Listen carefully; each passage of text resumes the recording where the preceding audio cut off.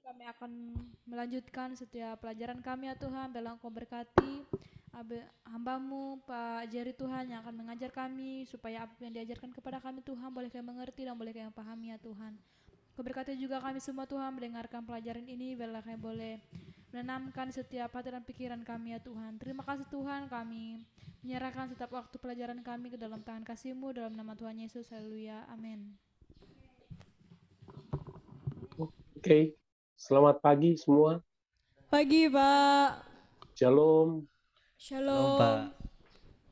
Ya, saya sekedar mau tunjukkan supaya kalian tahu itu ilustrasi dua gambar yang ada pada kalian itu saya ambil dari buku ini. Kelihatan nggak?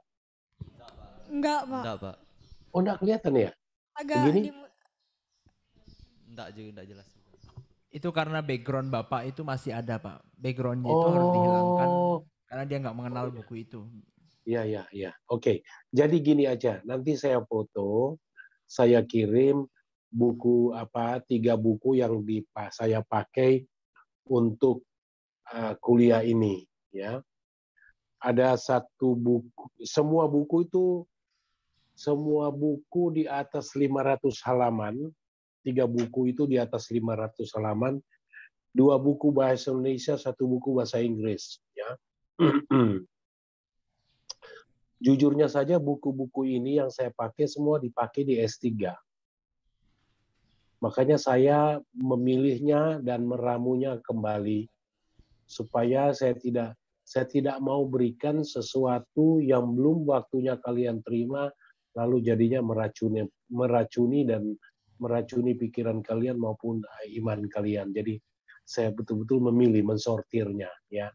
Karena kalau orang lain melihat buku yang saya tunjukkan kepada adik-adik, orang, oh ini kan buku-buku orang liberal, padahal tidak semua dari liberal yang jelek, ya kan? Tidak semua. Jadi kita pilih yang baik untuk pengembangan iman kita, ya. Nah, begitu adik-adik sekalian. Oke, jadi sekarang tugas kalian itu kesan sebelum kalian presentasi, saya ingin tahu bagaimana kesan kalian setelah kalian melihat map. Saya bilang map ya, saya bilang map aja ya. Setelah melihat semua itu dalam gambaran, oh sebenarnya kita bicara perjanjian lama. Perjanjian lama itu seperti ini ternyata.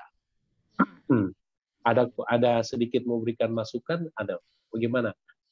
Daniel, ada nggak komen? Kalau saya sedikit kesulitan Pak melihatnya dari angka-angka apa yang ditunjukkan di pelajaran itu. Jadi bingung kayak banyak angka kayak di mana ini untuk Yang mau tahu angka-angka mana yang bingung? yang misalnya kalau kerajaannya tuh dipimpin oleh ini 1000 ini jadi kayak bingung gitu. Ya. Ada lagi? Supaya saya tahu dong. Ada lagi nggak? Yuni, Daisy, Salvika? Kalau saya bingung mencari ini juga sih Pak, kayak pemulihan bangsa Israel dengan bangsa Yehuda. Jadi bingung carinya nggak dapat. Oke. Ya, ada dari Joshua? Nggak ada Pak. Nggak ada. Salvika? Nggak beda jauh juga sih Pak dari yang tadi disampaikan Yuni ke Desi sama Daniel. Kesulitan juga kita ngertinya tuh agak mencari tentang pemulihannya tuh kapan, tahun berapa, kita agak kesulitan Pak. Jadi yang diketik kita di Google yang tentang pemulihan, yang timbulnya lain Pak. Jadi bingung kita Pak. Oke. Aduh, baru ada lagi siapa dari Yuni ya? Yuni Pak. Yuni. Kalau saya sama Pak kayak teman-teman, kesulitan dalam mencari ke Google tuh Pak, sulit. Oke. Coba baca mengenai pertanyaan yang pertama apa itu? Pertama dulu. Yang pertama pertanyaannya, apakah pemulihan bangsa Yehuda sama dengan bangsa Israel Utara. Oke. Ya, apa? Baru yang kedua pertanyaannya apa? Jelaskan perbedaan Torah, Nebim, dan Ketubim. Itu dapat kan? Itu bisa kan? Ada Pak. Oke. Baru yang uh, uh, oke, siapa yang mau jelaskan dulu? Torah, Nevim, dan Ketubim. Siapa? Siapa yang mau jelaskan dulu? Mau baca dia punya hasil. Coba Salvika dulu. Kalau punya Vika, kalau Torah itu yaitu berisi tentang Taurat Pak, yang sering menunjukkan secara khusus pada 5 kitab Nabi Musa. Terus kalau Nebin merupakan bagian utama yang kedua dari Alkitab Ibrani. Nebin dibagi menjadi 2 bagian, yaitu nabi-nabi awal yang berisi kitab Yosua hingga raja-raja. Kalau Ketubin merupakan bagian ketiga dan terakhir dari Tanak Pak. Itu. Ya. Oke. Bagus. Baru siapa lagi? Mana Desi Pak. Daisy. Kalau punya saya nomor yang 2, kitab Torah adalah kelima kitab Taurat Musa seperti Kejadian, Keluaran, Imamat, Bilangan, Ulangan. Dan Taurat ini adalah untuk mengajar dalam pengajaran tradisional. Taurat dikatakan sebagai wahyu dari Allah yang diberikan kepada Musa dan ditulis olehnya. Dan Nebim dalam kata Ibrani yaitu penyiar, digunakan untuk menunjuk para nabi yang terbagi menjadi 2, yaitu nabi-nabi awal yang berisi kitab Yosua hingga raja-raja, dan nabi akhir yang membuat nubuat-nubuat yang kebanyakan ditulis dalam bentuk puisi Alkitab. Dan Ketubim adalah tulisan-tulisan yang dipercayai berasal dari Ruach HaKodes atau Roh Kudus. Tulisan-tulisan yang termasuk dalam Ketubim adalah 1 dan 2 Tawarik yang membentuk satu kitab bersama dengan Ezra dan Nehemia. Dan Ketubim adalah kitab ketiga dari kitab Taurat atau Tanakh itu Pak. Oke. Good. Baru silakan Joshua.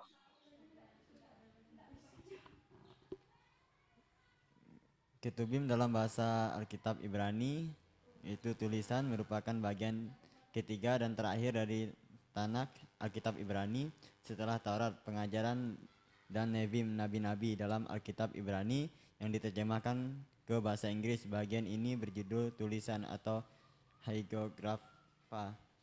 Tulisan-tulisan yang terdapat dalam Ketubim dipercayai berasal dari Ruach HaKodes atau Roh Kudus, tetapi dengan otoritas satu tingkatan di bawah kitab nabi-nabi.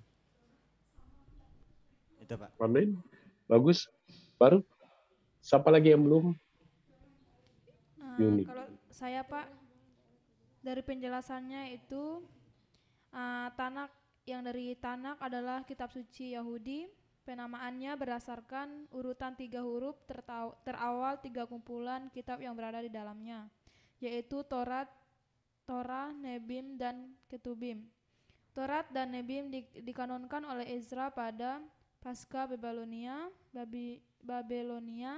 Ketubim ditambahkan sebagai kumpulan ketiga kanon oleh para rabi sekte Parisi di Jamna. Pada masa Pasca Yerusalem kedua, masa setelah kehancuran Yerusalem dan Bait Allah di tangan pasukan Romawi tahun 70 Masehi, susunan dan urutan kitab dalam Tanakh berbeda dengan susunan Perjanjian Lama Kristen. Tanakh terdiri dari 24 kitab, Perjanjian Lama Kristen terdiri dari 39 kitab. Perbedaan jumlah ini disebabkan oleh perbedaan cara mengelompokkan manuskrip menjadi satu kitab. Seperti Torah, yaitu adalah kumpulan 5 kitab pertama dalam Tanakh tersusun dengan urutan sama seperti Perjanjian Lama, yaitu Kejadian, Keluaran, Imamat, Bilangan, dan Ulangan. Sedangkan Nebim yaitu ada terdiri dari 8 kitab dan 7 kitab nabi para nabi besar dan 1 kitab 12 nabi kecil. Seperti Yosua, Hakim-hakim, Samuel, Raja-raja, Yesaya, Yeremia, Yeskiel, Dan kitab 12 Hosea, Joel, Amos, Obadja, Yunus, Mika, Nahum, Habakuk, Zefanya, Hagai, Zakaria, Maleki, Malayaki. Sedangkan ketubim adalah seperti tulisan-tulisan atau 11 kitab, Mazmur, Ayub, Amsal, Rut, Kidung Agung, Pengkhotbah, Ratapan, Ester, Daniel, Esra atau Nehemia, satu kitab dan Tawarik. Sedangkan ketubim yaitu adalah kitab dari ketubim yaitu udah ya? Udah Pak. Sudah. Oke, pertanyaan yang berikutnya. Siapa yang melaksanakan yang mau lebih dahulu? Saya lagi belum, Pak. Ya, silakan. Kalau saya yang pertama itu Torah itu adalah kitab pertama Tanakh, dan Nebim itu merupakan bagian utama yang kedua dari Alkitab Ibrani. Tanakh dan Ketuvim merupakan bagian ketiga dari Tanakh yang artinya terakhir dari bagian-bagian kitab ini menceritakan berbagai cerita tentang Taurat, Pak. Itu, Pak. Oke. Seterusnya siapa lagi? Yang dari Zoom, Pak. Halo, yang ini pertanyaan tadi pertanyaan berapa yang presentasi ini? Pertanyaan kedua kan? Itu Ya, yang Pak. nomor 2, Pak. Yang pertanyaan ketiga, siapa yang mau lebih dulu? Yang di Zoom nggak jawab dulu, Pak. Oh iya, aduh saya. Naomi, Anton, Ko Agape. Mereka hadir enggak? Hadir, Hadir, Pak, Pak. hadir. Kok diam-diam aja? Coba Naomi, yang Naomi. Naomi mana Naomi? Ya, Halo. baik Pak. Ya, silakan. Jadi ini saya jawab nomor 2 atau nomor 3, Pak? Begini aja, yang nomor 2 dan nomor 3 sekaligus, ya. Oke, baik Pak. Jadi nomor 2 di sini yang saya kerja, Torah itu kelima kitab yang pertama dalam perjanjian lama, yaitu Kejadian sampai Ulangan. Torah artinya hukum. Kitab Torah ini menjadi kitab utama untuk orang Yahudi. Nebiim adalah kumpulan kitab kenabian.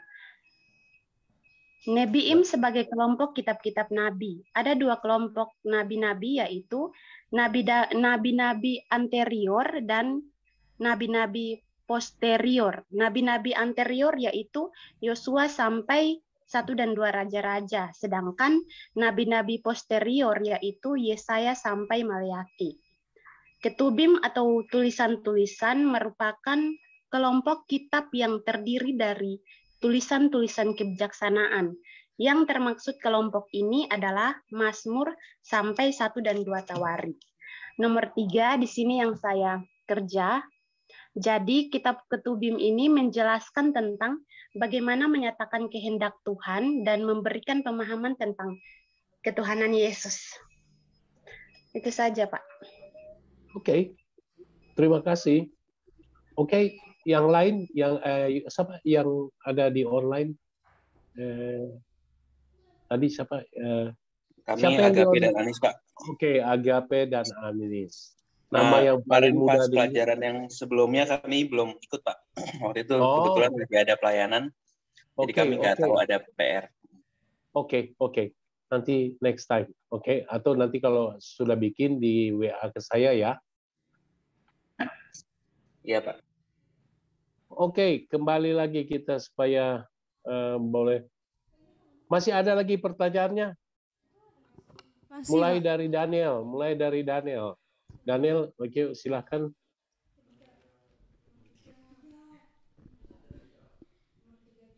Kenapa kitab Ketubim ini berada saat masa Tuhan Yesus ada di situ? Yaitu karena kitab ini menceritakan tentang kewibawaan atau kekuasaan Tuhan Yesus yang saat itu dituliskan oleh para penulis di situ, Pak. Coba ulang. Baca lagi pertanyaannya. Coba. Kenapa kitab Ketubim ini berbeda saat masa Tuhan Yesus ada di situ. Berada. Ya. Oke, jawabannya tadi apa? Daniel, tadi apa jawabannya? Karena itu menjelaskan tentang kekuasaan Tuhan Yesus, Pak. Itu, Pak. Oke. Oke, kita tidak akan bahas itu dia. Tapi yang lain, mungkin yang lain bagaimana? Yang lain. Salvika, coba Salvika. Kalau menurut saya Pak, kenapa kitab Ketubin ini berada di masa ketika Tuhan Yesus ini ya? Dan apa sih kaitannya? Karena yang kalau menurut saya karena tulisan-tulisan yang terdapat dalam kitab Ketubin ini dipercayai berasal dari Roh Kudus, tetapi dengan otoritas satu tingkatan di bawah kitab para nabi-nabi. Kaitannya karena di masa Tuhan Yesus itu Roh Kudus sangat berperan penting dalam setiap kehidupan pelayanan Tuhan Yesus. Mengapa kitab Ketubin ini mencatat tentang yang dipercayai bahwa karena Roh Kudus telah tercatat di dalam kitab Ketubin, dan juga Roh Kudus juga berperan penting dalam pelayanan Tuhan Yesus, Pak. Oke, kitab catatan mengenai Roh Kudus di kitab Ketubim itu di mana? Ya, jangan bilang kitab Ketubim, nanti lagi bingung, jadi bingung. Jadi Roh Kudus yang disinggung di dalam Ketubim di mana ya? Kurang tahu juga sih Pak, soalnya kita cuma ngelihat dalam Google. Ya udah nggak apa-apa. Memang pertanyaan yang saya berikan sama kalian itu pertanyaan susah. Orang aja yang kuliah di S2 teologi, S3 teologi belum tentu bisa jawab pertanyaan tadi. Betul. Belum tentu. Nah, sebenarnya yang dijelaskan mulai dari Daniel sampai Salvika hampir mendekati titik yang intinya, hampir sedikit lagi. Oke, sekarang terus mulai dari Yuni lalu Daisy atau Daisy Yuni, terserah. Kalau punya saya, tujuan nubuat kitab Ketubim adalah memberikan pemahaman tentang ketuhanan Yesus. Seperti nubuat-nubuat. Oke, tunggu. Memberikan pemahaman tentang ketuhanan Yesus ya. Nah, di dalam Ketubim yang membicarakan ketuhanan yang membicarakan mengenai ketuhanan Yesus itu di mana? Misalnya apanya? Seperti nubuat Raja Daud, Pak, tentang Tuhan. Yang mana itu nubuat Raja Daud? Seperti di dalam Mazmur pasal, tunggu Pak, saya buka itu. Mazmur pasal 110 ayat yang ke-1, demikianlah firman Tuhan kepada Tuanku, duduklah di sebelah kananku sampai kubuat musuh-musuhmu menjadi tumpuan kakimu. Dan di dalam Matius 22 ayat yang ke-44, di sini perikopnya adalah hubungan antara Yesus dan Daud. Dan ayat yang ke-44, Tuhan telah berfirman kepada Tuanku, duduklah di sebelah kananku sampai musuh-musuhmu kutaruh di bawah kakimu. Jadi di sini nubuatan Daud tergenapi di dalam kitab Matius. Itu Pak. Ada lagi? Ada seperti nubuat 70 kali 7 masa Daniel dan nubuat Mika dalam peristiwa Raja Ahab melawan Ramot Gilead. Itu Pak. Habis. Sudah? Sudah. Oke. Berikutnya. Yang belum Yuni ya. Oh ya, Yuni sekarang. Iya Pak. Kalau punya saya Pak, kenapa kitab Ketubim ini berada saat masa Tuhan Yesus ada di situ? Nah, artinya di sini yaitu menceritakan saat Tuhan Yesus masih berada di situ, berupa nubuatan yaitu bahwa menceritakan tentang kekuasaan Tuhan, bahwa Tuhan Yesus adalah anak Allah. Itu Pak. Oke. Yang terakhir Yosua. Nanti Yosua. Ya, Pak. Ya, silakan Yosua. Tujuan nubuat dalam kitab Ketubin adalah memberikan pemahaman tentang ketuhanan Yesus. Sangat spesial karena diciptakan segambar dan serupa dengan Allah sendiri. Alkitab merupakan kesatuan cerita yang membicarakan bagaimana Allah begitu mengasihi manusia dan bagaimana kerinduan Allah supaya manusia diselamatkan dari hukum dosa dan hukum maut.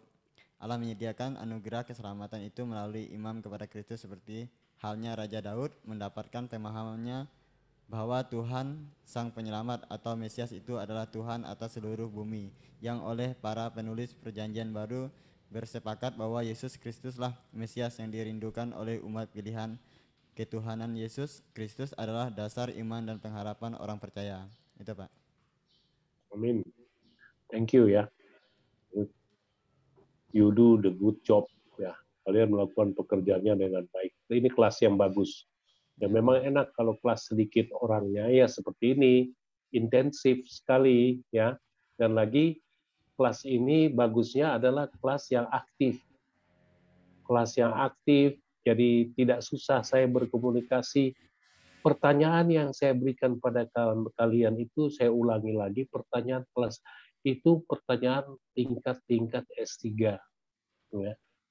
Saya sendiri waktu saya berikan pertanyaan itu saya pikir, wah saya udah salah ini kasih pertanyaan itu.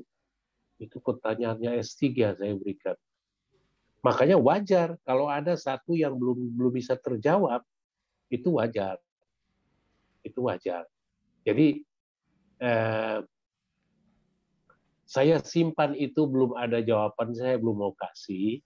Ya, yang saya minta sebenarnya yang jawaban pertama itu bukan tahunnya, kira-kira aja pada masa apa gitu loh.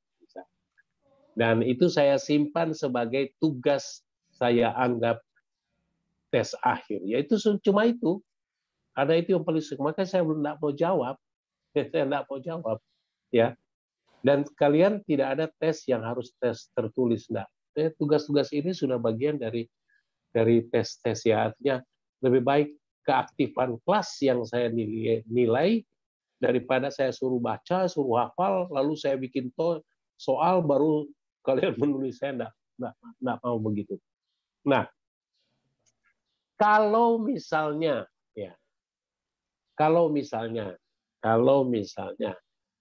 saya bilang begini, dari yang kalian baca, dari hasil yang kalian selidiki terhadap katakanlah terhadap 5 pertanyaan tadi yang sudah dijawab oleh 7 orang ya, yang sudah dijawab oleh 7 orang.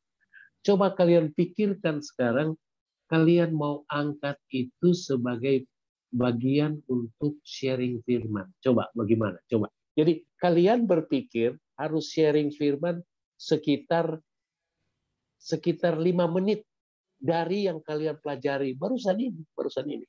Kira-kira mau sharing firman itu apa yang cocok di-sharekan dari yang kalian pelajari tadi, dan ayatnya yang kalian mau pakai apa? Kan mesti ada ayat dulu, ya. Mesti ada ayatnya dulu, baru kalian sharing firmannya. Nah, sharing firman itu mengenai yang dipelajari ini, tidak termasuk pertanyaan pertama ya, karena pertanyaan pertama kan kita mau simpan dulu. Jadi sekarang kita mau ambil istilahnya mau loloh balik ya, mau melakukan refleksi terhadap apa yang kita pelajari, dan itu kemudian kita mau share sebagai firman kepada teman atau kelompok. Nggak apa-apa, sekarang boleh siap-siap aja, nggak apa-apa. Saya kasih waktu kalian berpikir ya, 15 menit untuk kalian bisa share bisa 3 menit. Dari yang tadi ya, baik yang disampaikan mengenai jawaban nomor 2, jawaban nomor 3, yang disampaikan oleh teman-teman di kelas, termasuk yang disampaikan oleh Naomi, ya, itu kalian angkat seakan-akan saya datang, Selvika saya minta dong bisa nggak Anda memberikan sharing firman sharing firman sekitar 3 menit sampai 4 menit. Nah, Salvika langsung berpikir, atau Daniel langsung berpikir, oh kenapa saya nggak angkat aja untuk sharing firman dari perjanjian lama yang kebetulan kami baru diskusikan. Nah, coba. Jadi coba itu ya, dicoba direfleksikan seperti itu. Ya, tentu ada pengantar-pengantar. Nggak usah ditulis, bikin aja poin-poin di catatan supaya itu yang nanti kalian sampaikan. Hari ini juga, jadi saya tunggu, nggak apa-apa. Kalian duduk dan berpikir selama 10-15 menit.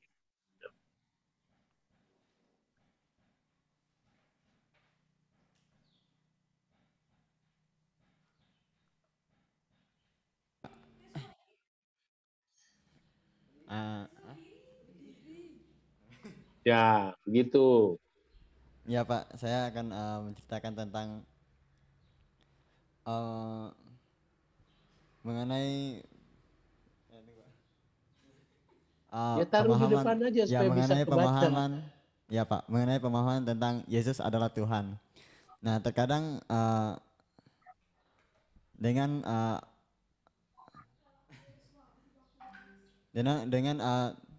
kata-kata dari orang Farisi dan Saduki bahwa yang mati itu bukanlah Tuhan. Nah, di situ ada tentang pertanyaan, terkadang membuat iman kekristenan kita itu luntur karena banyaknya penolakan akan Tuhan, yaitu berawal dari Farisi dan Saduki pada waktu itu. Nah, saya itu mengambil ayatnya itu di Matius pasal 22 ayat 4. Tuhan telah berfirman kepada Tuanku, duduklah di sebelah kananku sampai musuh-musuhmu kutaruh di bawah kakimu. Nah, di sini bahwa nubuatan-nubuatan para nabi, yaitu terutama dari nubuatan Daud ya, tentang Tuhan. Nah, bahwa Tuhan itu memang sudah lahir dari sebelum dunia dijadikan, memang sudah ada. Namun karena menebus segala dosa manusia, Tuhan turun ke dunia menjelma sebagai manusia. Nah, bahwa menyatakan bahwa benar Yesus itu adalah Tuhan.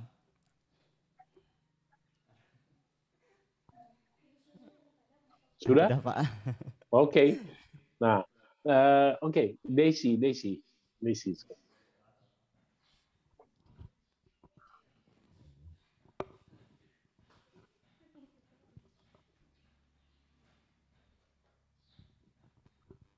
Baiklah, dari tadi jawaban yang telah disampaikan, dari jawaban nomor 2 dan 3, saya mengambil dari jawaban nomor 2, yaitu dari kitab Taurat Musa yang terdapat di dalam Keluaran pasal yang ke-20 ayat 1 sampai tentang 10 perintah Allah, yaitu di mana waktu itu perjalanan Musa dan orang Israel di Mesir menuju Gunung Sinai, di mana 10 perintah Allah waktu itu diberikan Tuhan kepada Musa, yang dimana 10 perintah Allah ini yang berbunyi, jangan ada padamu Allah lain di hadapanku, jangan membuat bagimu patung yang menyerupai apapun, jangan menyebut nama Tuhan Allahmu dengan sembarangan, ingatlah dan kuduskanlah hari Sabat, hormatilah ayahmu dan ibumu supaya lanjut umurmu di tanah yang diberikan Tuhan Allahmu kepadamu. Jangan membunuh, jangan berzina, jangan mencuri, jangan mengucapkan saksi dusta tentang sesamamu, jangan mengini rumah sesamamu, jangan mengini istrinya atau hambanya laki-laki, atau hambanya perempuan, atau lembunya, atau keledanya, ataupun apapun yang dipunyai sesamamu. Nah, di sini kita bisa melihat bahwa 10 perintah Allah ini tidak hanya berlaku untuk pada zaman Musa, yaitu zaman orang Israel pada waktu itu, tapi 10 perintah ini berlaku sampai sekarang kepada setiap kita, orang-orang yang percaya kepada Tuhan. Kita bisa menanamkan setiap 10 perintah Allah ini dalam kehidupan kita, karena jika tidak ada setiap hukum yaitu 10 perintah Allah seperti yang dituliskan di sini, mungkin kita hidup memberontak, mungkin tidak taat kepada Tuhan, karena tidak ada firman yang dituliskan, tetapi dengan adanya pewahyuan daripada Tuhan mengirimkan 10 perintah Allah kepada Musa pada waktu itu di Gunung Sinai, jadi kita bisa menanamkan prinsip 10 perintah Allah ini dalam kehidupan kita, bahwa kita harus taat kepada firman Tuhan. Itu Pak. Amin. Oke, dari Daisy ke Yuni.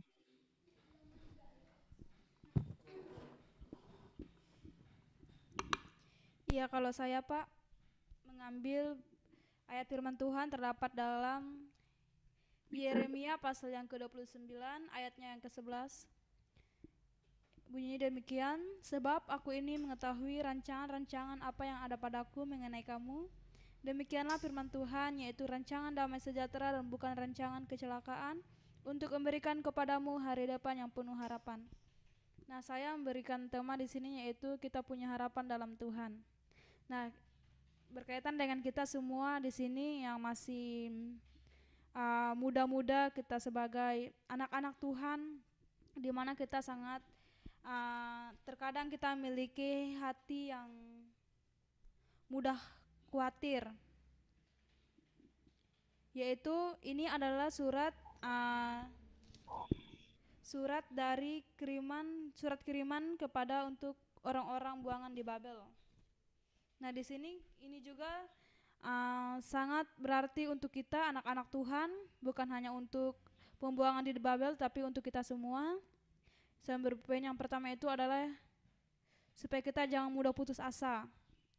Di sini kita sering sekali sebagai anak-anak muda, kita sering mudah putus asa. Kita tidak tahu bagaimana masa depan kita ke depannya, tanpa kita sadari bahwa ternyata dalam firman Tuhan ini mengatakan bahwa Tuhan telah mengetahui rancangan-rancangan apa yang ada kepada Dia mengenai kita.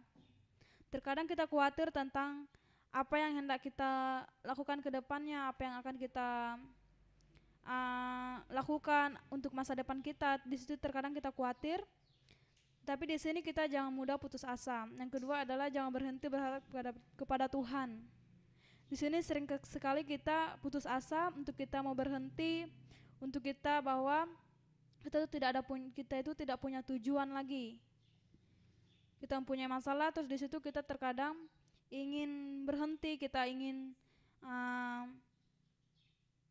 kita mengalami masalah-masalah kesulitan itu tanpa kita sadari bahwa ternyata di dalam Tuhan itu kita masih punya harapan. Kita harus berharap kepada Tuhan. Yang ketiga itu adalah kita jangan khawatir akan masa depan kita, karena masa depan kita itu adalah sungguh ada, dan masa depan itu yang penuh, Tuhan telah memberikan kepada kita masa depan yang penuh harapan, yaitu masa depan yang penuh dengan damai sejahtera, bukan rancangan-rancangan kecelakaan. Itu Pak. Amin. Oke, Daniel.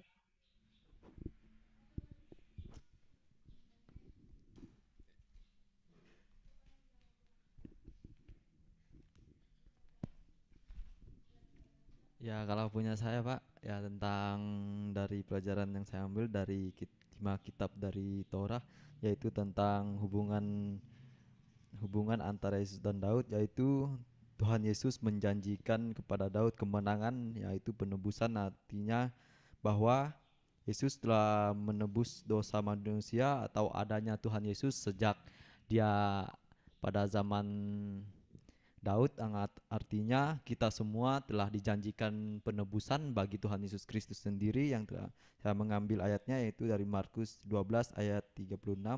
Daud sendiri oleh pemimpin Roh Kudus berkata, Tuhan telah berfirman kepadaku, duduklah di sebelah kananku sampai musuh-musuhmu kutaruh di bawah kakimu.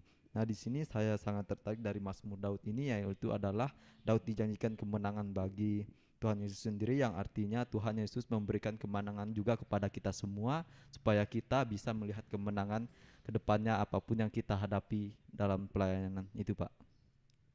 Amin. Ya, masih ada Naomi sama Agape dan Anis. Itu Agape dan Anis nanti minggu depan Jumat ya, seperti teman-teman ini ya, Agape dan juga, Anis. Pak. Ya, Anton juga ada. Anton juga, Anton, Agape, Anis ya. Iya, Oke, Pak. jadi Anton, Agape, Anis sama Naomi ya. Baik. Terima kasih teman-teman, Anda luar biasa semua. Tuhan memberkati, Tuhan menumbuhkan iman, dan Tuhan akan tetap menjaga kesehatan kalian supaya kalian bisa melayani Tuhan dari sekarang Amin. sampai seterusnya. Oke, selesai dari saya. Amin. Thank you Pak buat waktunya Pak, udah mengajar kita. Kita lanjut minggu depan ya Pak ya. Iya. Oke, mungkin kita langsung tutup aja Pak. Iya. Salah satu bisa berdoa. Mari kita bersatu dalam doa. Tuhan Allah Bapa